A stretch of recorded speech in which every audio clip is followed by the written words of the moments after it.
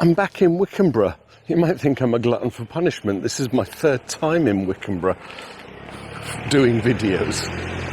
But the reason I'm here is they've got the classic car show and lots of cars looking for somewhere to park. So I thought it'd be cool to just have a look at these classic cars. I love a classic car because it takes me back to my youth. Just round the corner here I can smell barbecue already. And they're using the playground park for the classic car show. So I think a little walk around, just see what's what, take it in, and see if we can identify the marks. Because they've squeezed it all into the field. I'm getting excited already. I love classic cars. I wish I had one. Right, let me pay my fee and we'll go in. Look, I even get a free brochure. So looking around, there's rows and rows of cars. It shouldn't take long to take it in. So what I think I'll do is just walk down both rows, 3 rows, and then we'll come back and look at some of the specific cars that are kind of catching my eye. See if you can spot the marks. Drop a comment. Right, we're going to head off and have some lunch now. How is it?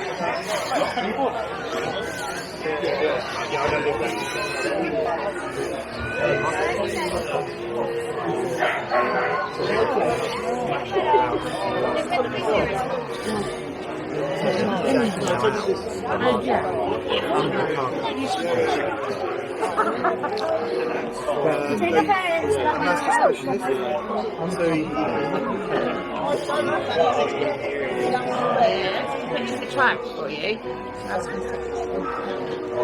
How is it?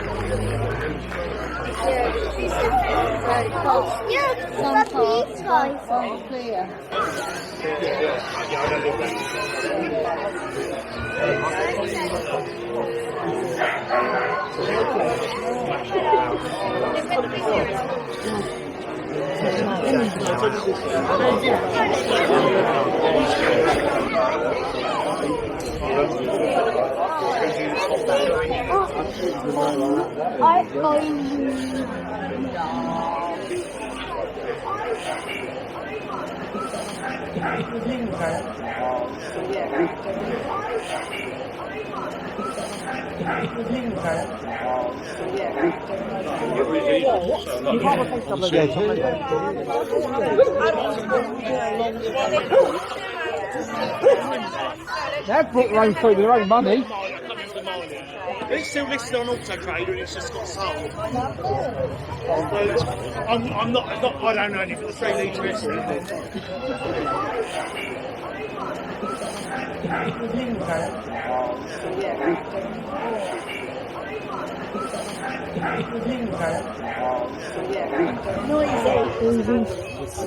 You do black though.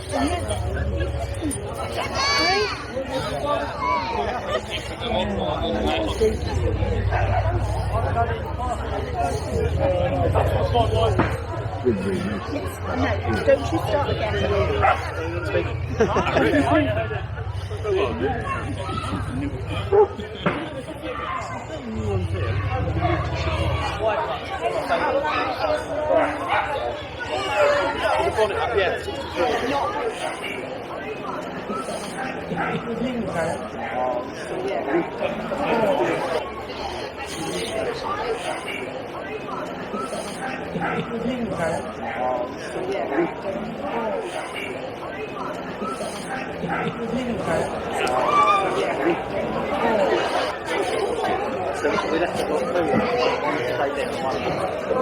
So that was walk around. Let's just have a look and see what they've got in the food area.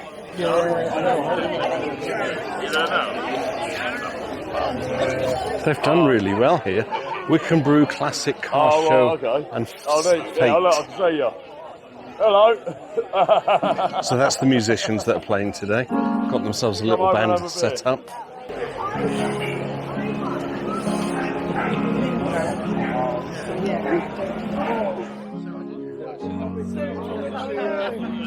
I've been going past. Looks like the WI Hall has set up with their cakes. I might have to partake.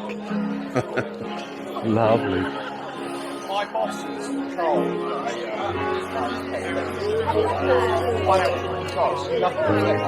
I love that the villagers kind of all got together and they've set up all these stalls and things.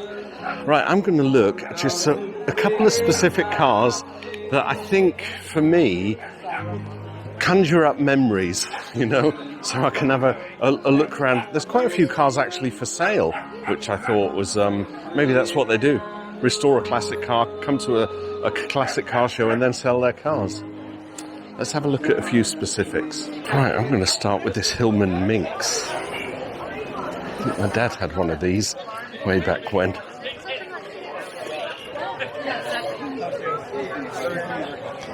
Can I look inside? No. I have to look through the windows. Oh, I can do that.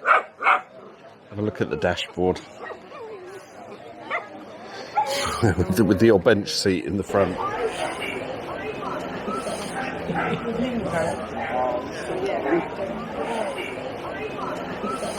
Look at those lines, isn't that wonderful? That's pre-1963 then, isn't it?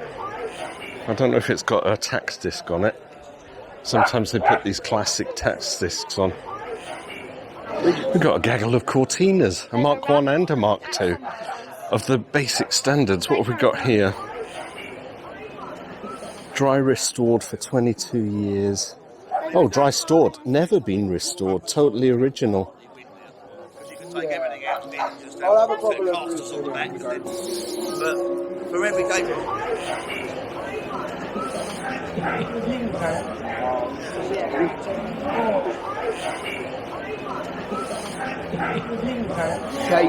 That's not bad for totally original, is it?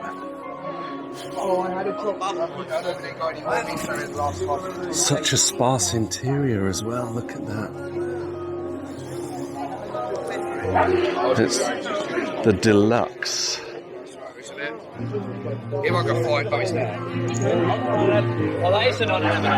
Lovely looking car. Let's look at the one next to it. We've got ourselves a Mark II.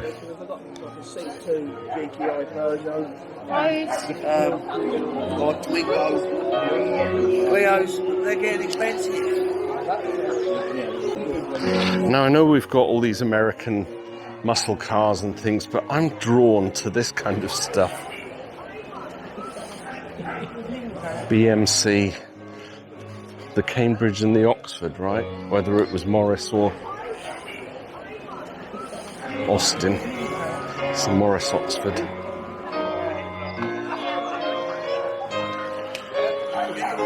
So beautiful, and it's lovely to see it in such lovely condition. See if I can show you the inside. Don't know if I can with the glare. Can you imagine in the day someone buying one of these and bringing it home, their pride and joy, and they'd be like, I've got the newest Morris Oxford. You know, these days you're talking the newest Tesla or the newest BMW or something. British cars on British roads back in the day. Isn't that gorgeous? The old Britax seatbelts. Is this the equivalent of the land crab?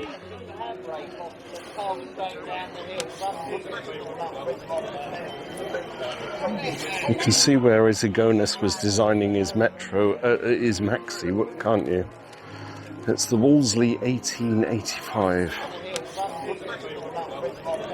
Never saw many of them on the roads, funnily enough. Let's go around here.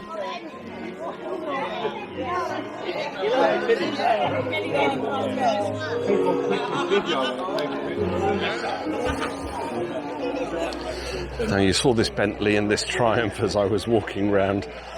Don't often see one of these beasts, the Lagonda.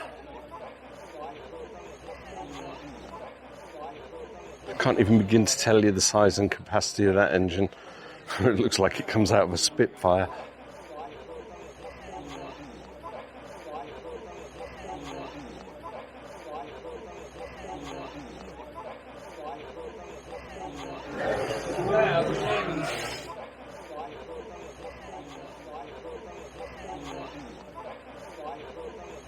And then we get the little Triumph. Perhaps from the TR brands, TR2 maybe. You half expect bits and pieces of literature. With a peg on the choke. So standard for its day.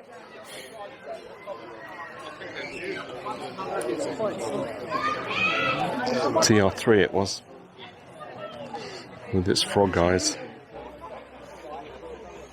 Do you like the Capris? This is a 280, one of the last in the lines.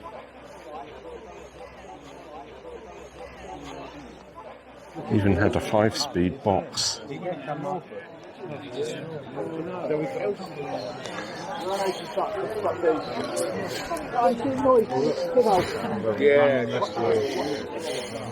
This one is for sale.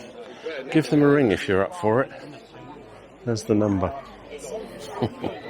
I'm a big fan of the Mark II Cortina. I think it was a lush looking car. Was it what? Do you have the square in a box, which were all the rage in their day, and then the best in the breed, the 1600E. Look at the condition of this. It's even got one of these retractable roofs. Not a hint of rust or anything on it. It's amazing.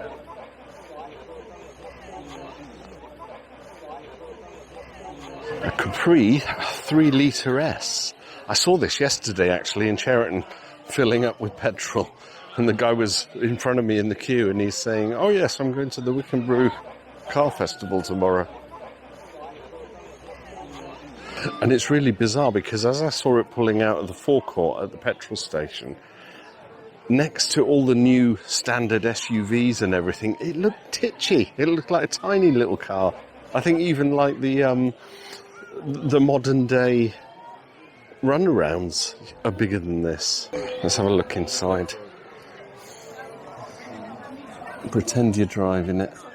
Definitely early 80s, isn't it? In fact, let's have a look at the reg when we get round the front.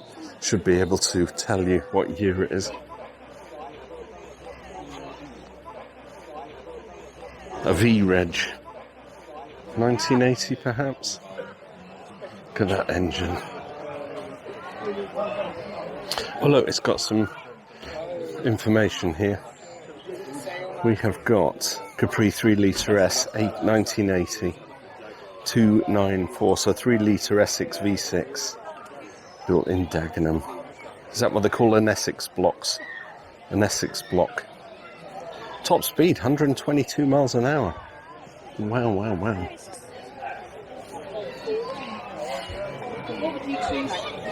Very pretty car. How about a split screen VW camper, complete with a sandwich box? Picnic camper. I love that. Beautiful. Look, it's almost like. I know. Oh, I can see myself going to Scotland to do a photography trip in one of these. That would be lovely. I love the windscreens. Pop up. Get yourself a bit of a breeze. See, that is wonderful. It's almost like the unexceptional, but it's not unexceptional. That does it for me more than an E-Type. And there are a few E-Types down here, so let's have a quick look at these. I've got MGB here. You're going to have to vote. There's the public pick. And then we've got a couple of E-Types.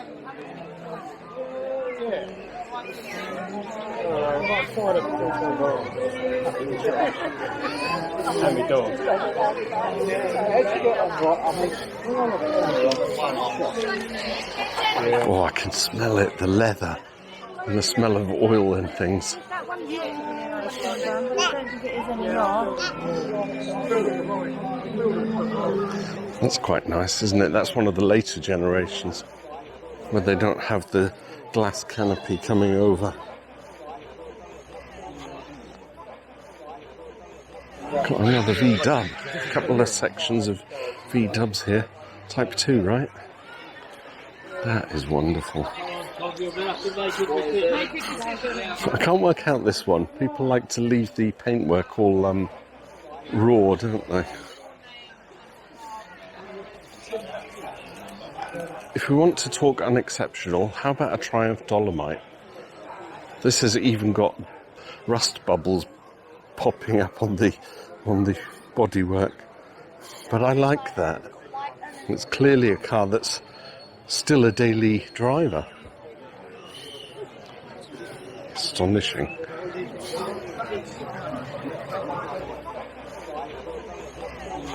British Leyland, that's it. Oh no, it's Triumph, isn't it? A Triumph Dolomite. That's me thinking British Leyland. Dolomite 1500. When I was a kid in Middlesbrough, a neighbour had one of these, and I think it was one of the Sprites. Kind of like his pride and joy in it, drive around. My dad had a Mark III Cortina at the time.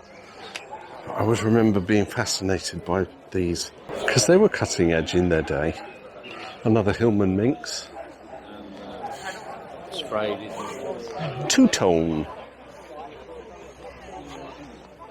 What have we got here? Is this the Land Crab? I always think that there's a Land Crab around. Morris 1800. Voted European Car of the Year for 1960. So this was if you think in terms of Ford, and they have their base models, which are your Fiestas or your Escorts, then they go to the Cortina, then they go to the Granadas, so there's a tier. So I think BMC would have had the Mini, the 1100s and 1300s, the Maxis. It's increasing in size every time, and then you get this 1800, which would have been the top-notch motor of their stable. Now I didn't see this as I was walking around. We've got a Renault 5, and Renault have just reintroduced the 5, haven't they, as all electric. Took a trip in Germany in one of these. Went to a party, and then the girl that was driving it said there's no room for taking us back, so we had to hitchhike back. But it was a fun driving it, or being a passenger in it. Look, a tiny Mini. We've got a Rover 3500. Nearly bought one of those once. I was offered it, and I don't know why I didn't buy it. V8, isn't that lovely? Still have one of them, a Rover. Cortina. I'm thinking Mark V. It could be a 4 with a badge on it because of the age. But the 5 was only a rebranded 4, wasn't it? Lovely. That's your interior. Ford Cortina Mark 4/5. Top of the range with the wood. Is it a gear? Cortina 2-litre gear. Square and lovely, with the trim up the door. Now I wanted to look at this little Mini over here. Look at the size. Let's compare the Mini and the Mini. Modern day and olden day. So tiny, aren't they? And that's what I'm talking about, the Capri being smaller than the modern car. And here's an example of it. The original Mini versus the modern Mini. Look how tiny they are. For their day, they were probably really big. And that's why we still have trouble getting into car park spaces these days, because they're designed for these little cars, but we drive those big cars.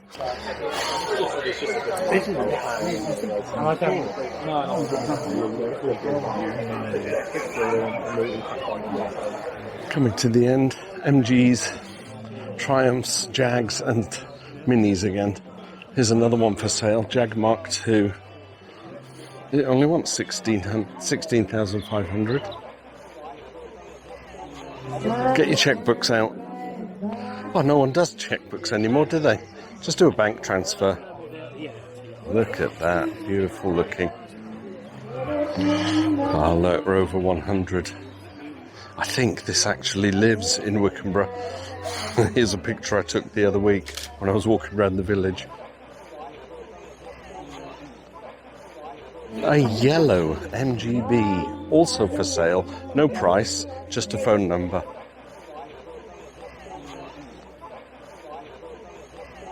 I didn't win the lottery this weekend, so I'm not going to be buying one of these. But I might have, had I won.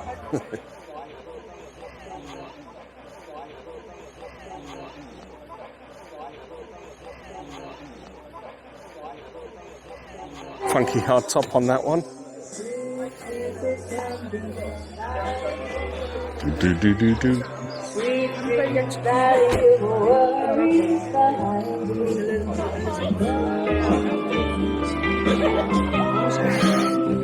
MG midget.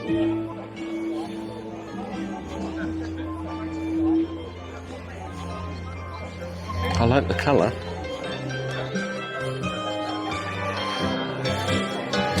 So we've got an M Reg 75.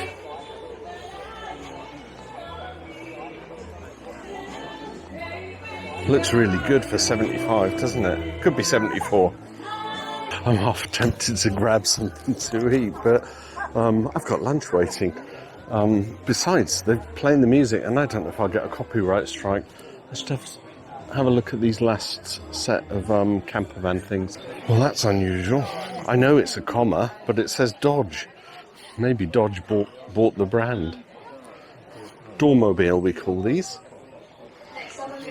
Entrance in the back. Gosh, can you imagine going on a little summer holiday in your Dodge comma? It's actually quite a lot of room in there. Turn that into a bed. Cooking facilities and cleaning facilities. Raised roof. Look at all the glass along both sides. This has been souped up and painted. Very good condition. And it's a split screen. Now I just noticed that there's no steering wheel if you look there. So they've taken the bench seat. We'll go and have a look in a sec, around there. But they've pushed the bench seat backwards and removed the steering wheel so that they can utilise the cab, because it's a pickup. They can utilise the cab as a seating area. Isn't this cool?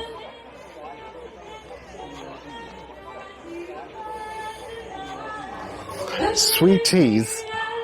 Oh, I want one. But you don't do that kind of thing. Wow, this is well restored. Or in fact customised. I love the colour, I love the wheels. I'm not sure about being dropped lower. If we look round inside, look at this interior. Look at the television screen. How amazing. But really, if you're going camping or you're going on a road trip, do you want to sit and watch telly all night? Of course not. That's a nice interior though. Can't see it as a bed.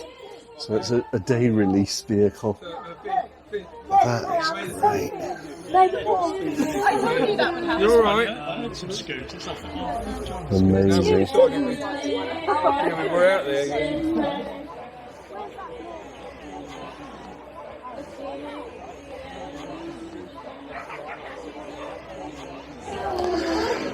Another Austin Healey Sprite. What was the brand? Drop a comment. This wasn't always Austin Healey, was it? There's another mark. Maybe it was the Triumph Midget or Triumph Frog Eye. Did Triumph and Austin Healey both release something like this? Because I'm aware that, brands kind of collaborated, didn't they? As they do even these days. Seat and Volkswagen and the like always collaborate. So yeah, the last batch are just a whole bunch of MX-5s. But we don't see them as retro, do we, on the roads? 10 a penny, as they say. Lovely design though.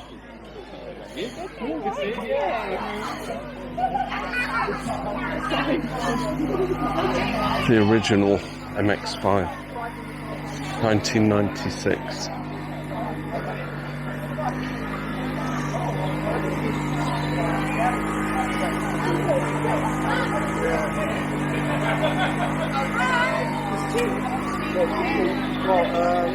It's called Max. They restored it. How lovely. When you dedicate your time to restoring these things. Even if, and I'm looking at the reg, P-reg, so 90s, isn't it? I'll put it on the screen. I will have worked it out by the time I get home. Oh, did it say on the piece of paper anyway? 96. Yeah, I wasn't far off, was I? Well, I think that's it. That's the Wickhambreaux car show for the 2025. They've only done 4 of them, but it's nice because it's not huge. And when I say huge, I've been to some of these, and they're so vast, you actually get lost in it, and you think, oh, well, what can I look at next? But they've squeezed it all in onto the playing field. Really nice. Made for a nice morning. Maybe you enjoyed that.